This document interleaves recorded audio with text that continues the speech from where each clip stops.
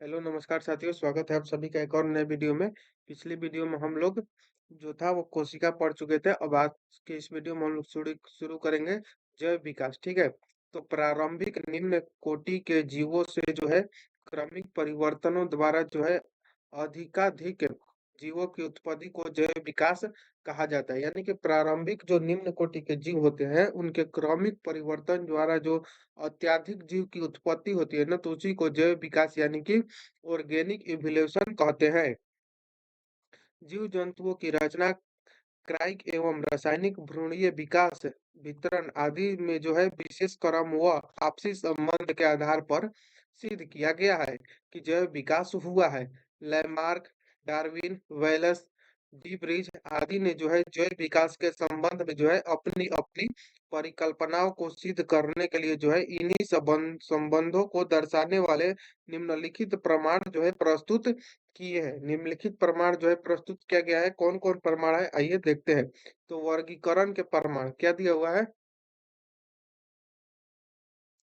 तो वर्गीकरण के प्रमाण, उसके बाद तुलनात्मक शरीर रचना से प्रमाण, अवशेषी अंगों से प्रमाण और संयोजकता वस्तुओं से प्रमाण, पूर्वजता से प्रमाण और तुलनात्मक भ्रौणिक से प्रमाण। और अगला है भौगोलिक वितरण से प्रमाण, तुलनात्मक कार्यक्राइक एवं जीव रासायनिक से प्रमाण, अनुवांशिकी से प्रमाण, पशुपालन से प्रमाण, रक्षात्मक समरूपता से प्रमाण और जीवाश्म विज्ञान एवं जीवाश्मोत्सव से प्रमाण।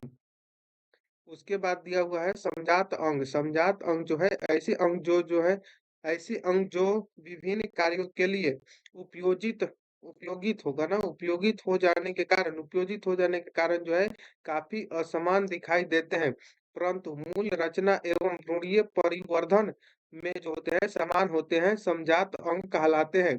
उदाहरण के लिए सील के फ्लीपर, ठीक है, चमगादड़ के पंख, उसके बाद घोड़े की अगली टांग, बिल्ली का पंजा एवं मनुष्य के हाथ की मौलिक रचना एक जैसी होती है। इन सभी में जो है ह्यूमेरस, रेडियो, अल्ना, कार्पल्स, मेटाकार्पल्स आदि अस्थियां होती है। इन सभी में क्या-क्या होता है? तो ह्यूमेरस, रेडियो, अल्ना, कार्पल्स, मेटाकार्पल आदि अस्थियां जो होती हैं। इनका जो है भ्रूणकीय विकास भी जो है एक सा ही होता है, परंतु इन सभी का कार्य अलग-अलग होता है। सील का फ्लिपर तैरने के लिए, चमगादड़ के पंख उड़ने के लिए, घोड़े की टांग दौड़ने के लिए तथा मनुष्य का हाथ जो है वस्तु को पकड़ने के लिए अनुकूलित होता है। समरूप अंग मतलब एनालॉजियस ऑर्गन, ऐसे अंग जो सामान्य कार्य के लिए उपयोजित हो जाने के कारण समान दिखाई देते हैं, परंतु मूल रचना एवं भ्रूणीय परिवर्धन में जो होते हैं भिन्न होते हैं, समरूप अंग कहलाते हैं। यानी कि समरूप अंग वैसे अंग कहलाएंगे जो सामान्य कार्य के लिए उपयोगित हो जाने के कारण समान दिखाई देते हैं, परंतु मूल रचना एवं भ्रूणीय परिवर्तन में जो होते हैं वो क्या होते हैं? तो भिन्न-भिन्न होते हैं। ठीक है। अगला में उदाहरण में दिया हुआ है कि तितली हो जाएगा, पक्षियों तथा चमगादड़ के पंख उड़ने का कार्य करते हैं। यानी कि तितली हो जाएगा और पंछियों तथा चमगादड़ के जो होते हैं पंख उड़ने के कार्य करते हैं और देखने में क्या होते हैं तो एक समान लगते हैं, परंतु इन सभी की जो होती है उत्पत्ति अलग अलग ढंग से होती है। तितलियों के पंख की रचना जो होती है शरीर की भीति के फंज द्वारा, पक्षियों के पंख की रचना इनकी अग्र पादों पर फरों द्वारा, चमगादड़ के पंख की रचना हाथ की 4 लंबी अंगुलियों तथा धड़ के बीच फैली त्वचा से हुई है। अवशेषी अंग यानी कि वेस्टिगियल ऑर्गन, ऐसे अंग जो जीवों के जो कि क्या होते हैं? ऐसे अंग जो जीवों के पूर्वजों में जो होते हैं पूर्ण विकसित होते हैं, परंतु वातावरणीय परिस्थितियों में जो होते हैं बदलाव से इस इनका जो है महत्व समाप्त हो जाने के कारण विकास क्रम में जो है इनका क्रमिक लोप होने लगता है, अवशेषी अंग कहलाते हैं। उदाहरण के लिए क्या होगा? तो कर्णपल्व यानी कि पीना, त्वचा के बाल, पॉमीफॉर्म और अपेंडिक्स आदि ये सब आते हैं अवशेषी अंग में।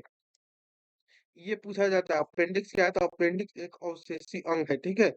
नोट में दिया हुआ है मनुष्य में लगभग जो है 100 अवशेषी अंग पाए जाते हैं। सर्वप्रथम जो है प्रकाश संश्लेषी जीव साइनोबैक्टीरिया थे, यानी कि सर्वप्रथम जो है प्रकाश संश्लेषी जीव जो था वो कौन था? तो साइनोबैक्टीरिया थे। पक्षियों का जो है विकास है सरीसृपों से हुआ है। पक्षियों का विकास किससे हुआ है? तो सरीसृप से हुआ है। जल स्थलचर जीवों का विकास मत्स्य वर्ग से हुआ है। स्तनी वर्ग के जंतुओं का विकास भी जो है सरीसृपों से हुआ है। जीवाश्म में अनेक ऐसे प्राचीन कालीन जीवों एवं पादपों के अवशेष जो हमारी पृथ्वी पर विद्यमान थे परंतु बाद में जो होते हैं समाप्त अर्थात विलुप्त हो गए। भूपटल की चट्टानों में परिरक्षित मिलते हैं उन्हें जीवाश्म कहते हैं एवं इनके अध्ययन को जो है जीवाश्म विज्ञान कहा जाता है। अगला पॉइंट है जैव विकास के सिद्धांत।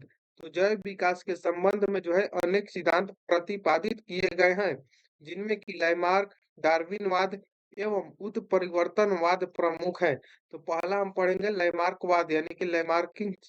लैमार्क का सिद्धांत जो है वो 1809 ईस्वी में जो है उनकी पुस्तक फिलोसफिक जियोलॉजिक फिलोसफिक जियोलॉजिक में जो है प्रकाशित हुआ है। इस सिद्धांत के अनुसार जो है जीवों एवं इनके अंगों में जो है सतत बड़े होते रहने की प्राकृतिक प्रवृत्ति होती है। इन चीजों पर जो है वातावरणीय परिवर्तन का सीधा प्रभाव पड़ता है। इसके कारण जो है जीवों में जो है विभिन्न अंगों का उपयोग घटता बढ़ता रहता है।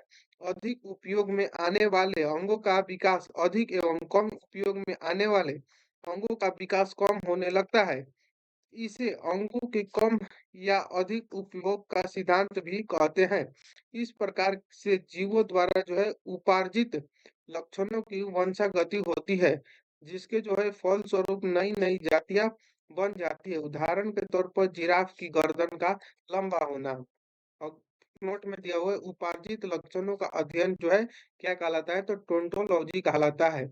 अगला है डार्विनवाद। डार्विनवाद क्या कहता था? तो जैव विकास के संबंध में डार्विनवाद सर्वाधिक प्रसिद्ध है। यानी कि जैव विकास के संबंध में कौन सबसे प्रसिद्ध है? तो डार्विनवाद सर्वाधिक प्रसिद्ध है। डार्विन को पूरा अवशेष का महानतम अन्वेषक कहा जाता है। चार्ल्स डार्विन 1809 से 1882 ईस्वी ने 1831 ईस्वी में जो है बीगल नामक विश्व सर्वेक्षण जहाज पर पूरे विश्व का भ्रमण किया। डार्विनवाद के अनुसार जो है सभी जीवों में प्रचुर सांतानुपाती की क्षमता होती है। अतः अधिक आबादी के कारण प्रत्येक जीवों को जो है अपनी आवश्यकताओं की पूर्ति हेतु दूसरे जीवों से जो है जीवन पर्याप्त संघर्ष करना पड़ता है।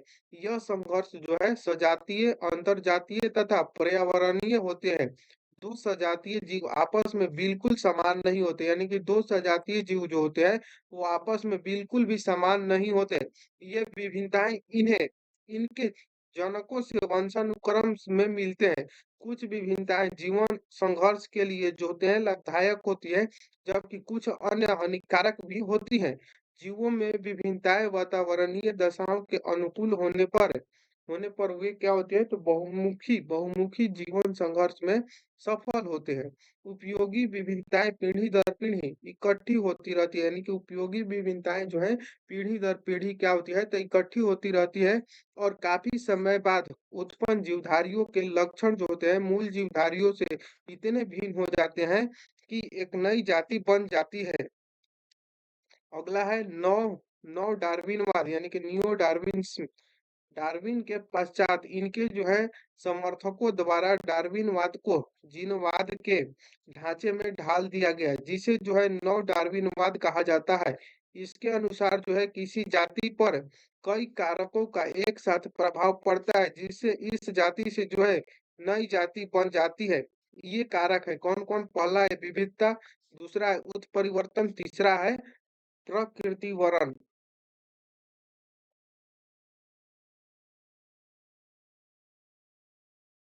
अगला पॉइंट 4 नंबर में दिया हुआ है जनन। यानी कि इस प्रकार नौ डार्विनवाद के अनुसार जीन में जो है साधारण परिवर्तनों के परिणाम स्वरूप जीवों की नई जातियां बनती है जिनमें कि जीन परिवर्तन के कारण विभिन्नताएं बढ़ जाती है। तीसरा पॉइंट है अगला का उत्परिवर्तनवाद। यह सिद्धांत वस्तुतः ह्यूगो डी ब्रिज के द्वारा प्रतिपादित किया गया।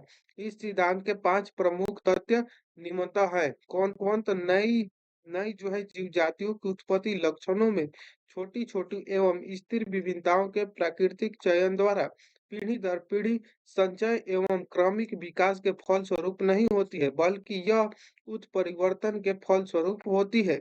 इस प्रकार से जो है उत्पन्न जाति का प्रथम सदस्य जो था वो उत्परिवर्तक कहलाता है। यह उत्परिवर्तक लक्षण के लिए जो है शुद्ध नस्ल का होता है। उत्परिवर्तन अनिश्चित होते हैं। ये किसी एक अंग विशेष अथवा अनेक अंगों में एक साथ उत्पन्न हो सकते हैं। सभी जीव जातियों में उत्परिवर्तन की प्रवृत्ति होती है। जाति के विभिन्न सदस्यों में उत्परिवर्तन जो है विभिन्न हो सकते हैं। उपयुक्त उत्परिवर्तनों के फलस्वरूप जो है अचानक ऐसे जीवधारी उत्पन्न हो सकते हैं जो जनक से इतने अधिक भिन्न हो कि उन्हें एक नई जाति माना जा सके। नोट: जीन के भीतर जो है अनुक्रम आधार परिवर्तन उत्परिवर्तन कहलाता है। अगला जो अध्याय है वो अनुवांशिकी है। ठीक है, इसको अगले वीडियो में करेंगे। तो मिलते हैं नेक्स्ट वीडियो में, तब तक के लिए जय हिंद, थैंक यू।